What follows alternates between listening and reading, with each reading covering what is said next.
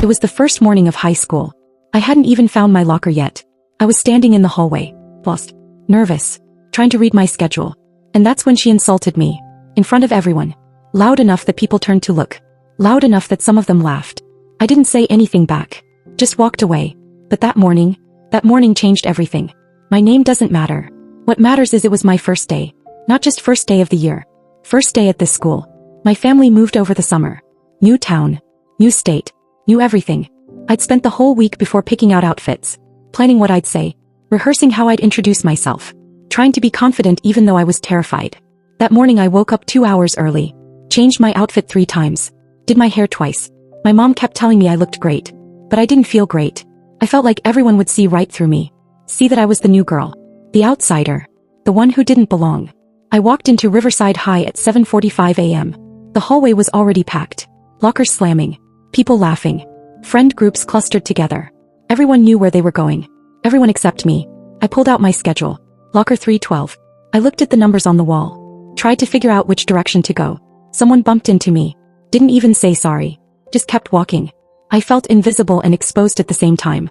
Like I was taking up space I shouldn't be in. I finally found my locker. 3rd floor. End of the hallway. I tried my combination. It didn't work. Tried again. Still nothing. My hands were shaking. I could feel people walking past. Staring. Judging. Then I heard her voice. Loud. Confident. Cutting through all the noise. Oh my God, is she seriously wearing that? I froze. Thought maybe she was talking about someone else. Then she got louder. Hey, new girl. Did you get dressed in the dark or is that a choice? I turned around. She was standing 10 feet away. Surrounded by 4 other girls. All of them staring at me. She had perfect hair. Perfect makeup. Designer bag. The kind of girl who looked like she owned the school. Her friends were smirking. Waiting to see what would happen.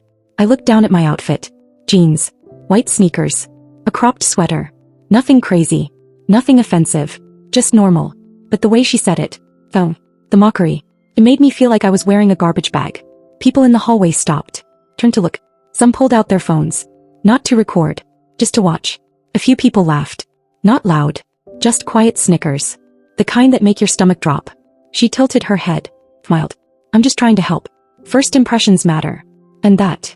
She gestured at me. Is not it. Her friends laughed. Actually laughed. One of them said, "Be nice, Vanessa." But she was smiling when she said it. Like it was a joke. Like I was the joke. I felt my face burning. My throat tightening.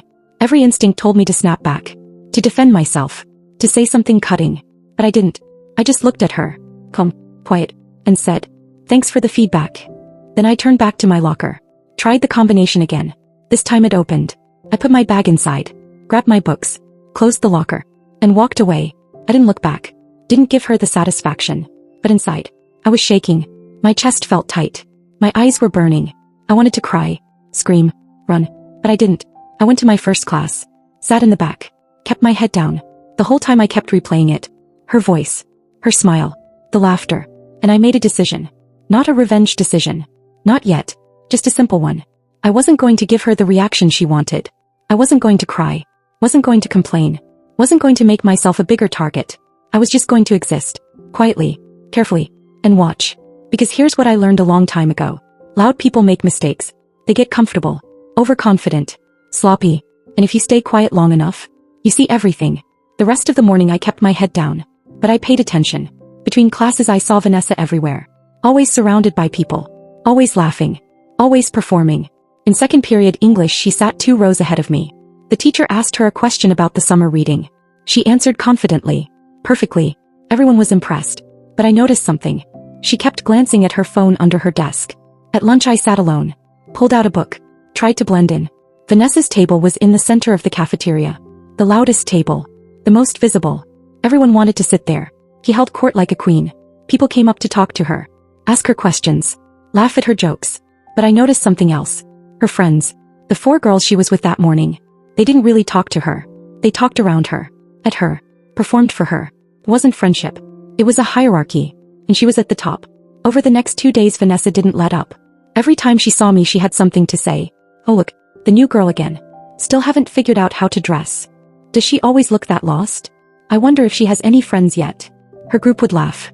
Other people would glance over. Some looked uncomfortable. But nobody said anything. Nobody defended me. I didn't react. Just kept walking. kept existing. But I kept noticing things. In history class, Vanessa bragged about getting 100 on the pop quiz. The teacher praised her. But I saw her looking at the girl next to her during the quiz. Popping. During lunch, she posted an Instagram story. A quote about loyalty and friendship. Her friends all reposted it. Commented heart emojis. But I'd heard them in the bathroom earlier. Talking about her. She's so dramatic. I'm literally only friends with her because everyone else is. If she wasn't popular, nobody would deal with her. They said it quietly. Quickly. Then walked out smiling like nothing happened. Thursday after school I stayed late. Needed to talk to my guidance counselor about my schedule. The building was mostly empty. Quiet. I was walking past the library when I heard voices. Vanessa's voice. I stopped. Stood near the door. I wasn't trying to eavesdrop. But I heard her clearly. I can't believe she gave me AB on that essay. What? You're like the best writer in class. That was one of her friends. Vanessa laughed. Bitter. I didn't write it. I paid someone on Fiverr. Silence. Then her friend. Wait. Seriously? Yeah. I've been doing it since last year. My parents don't care as long as my grades are good. Vanessa, that's insane. What if you get caught? I won't. Teachers don't actually check. They just assume I'm smart. More laughter. Then they left. I stood there. Processing. She cheated. Regularly. Paid people to write her essays. And she bragged about it. This wasn't just gossip. This was ammunition. That night I couldn't stop thinking about it. Not because I wanted revenge. But because it didn't sit right. She walked around like she was better than everyone. Insulted people. Judged people. And she was a fraud. Friday morning I got to school early. Went to the library. Asked the librarian if I could use a computer. I pulled up the school's academic integrity policy. Read through it. Students caught plagiarizing or using unauthorized help faced serious consequences. Suspension. Academic probation. Removal from honors classes. I took screenshots. Then I did something else. I looked up Vanessa's Instagram. Scrolled through her posts. Found one from 2 weeks ago. A photo of an essay. Caption. When you're so smart you finish a week early. Comments full of praise. Flame emojis. You're so goals. I reverse image searched the essay text. Found it. Word for word. On a website that sells pre-written essays. $50. She'd posted proof of her own cheating. I didn't do anything dramatic. Didn't post about it. Didn't confront her. I just went to the guidance counselor. Asked to speak privately. I need to report something. It's about academic integrity. The counselor's face got serious. Hey, what happened? I showed her everything. The Instagram post. The reverse image search. The matching essay. I explained I'd overheard a conversation where Vanessa admitted to paying for essays regularly. The counselor took notes. Asked questions. Why are you bringing this to me? I stayed calm. Honest. Because it's not fair. She insults people. Acts like she's better than everyone. And she's cheating. If I'm going to survive here I need to know the rules apply to everyone. The counselor nodded. Thank you for bringing this to my attention. We'll handle it from here. I left. Went to class. Acted normal. Didn't tell anyone what I'd done. Monday morning everything changed. Vanessa wasn't at her locker. Wasn't in first period. People were whispering. Where's Vanessa? I heard she got called to the office. Do you think she's in trouble? By lunch the rumors were everywhere. Someone said she got caught cheating. Someone else said she was getting suspended. Her friend group sat at their usual table. But they weren't defending her. They were talking about her. I mean, we all knew she didn't write those essays. She literally told us. I can't believe she got caught. During 7th period an announcement came over the intercom. Students are reminded that academic integrity is taken seriously at Riverside High. Any violation will result in immediate disciplinary action. Everyone looked at each other. Nobody said Vanessa's name. But everyone knew. Tuesday she came back. But everything was different. She walked into school with her head down. No smile. No confidence. No entourage. Her friends weren't waiting at her locker. They were standing 20 feet away. Pretending not to see her. At lunch Vanessa sat at her usual table. Alone. One of her former friends walked past. Vanessa tried to smile. Hey, sit with me. The girl kept walking. I'm good. Another girl approached. Vanessa, I need to talk to you. Yeah, what's up? We can't really be seen with you right now. Nothing personal. It's just complicated. Vanessa's face fell. Are you serious? It's just until this blows over. You understand, right? They walked away. Left her sitting there. People stared. Whispered. Some looked sympathetic. Most looked satisfied. Karma in real time. I sat at my usual spot. Reading. A girl I'd never spoken to sat down next to me. Hey, you're new, right? Yeah. Cool. Want to sit with us?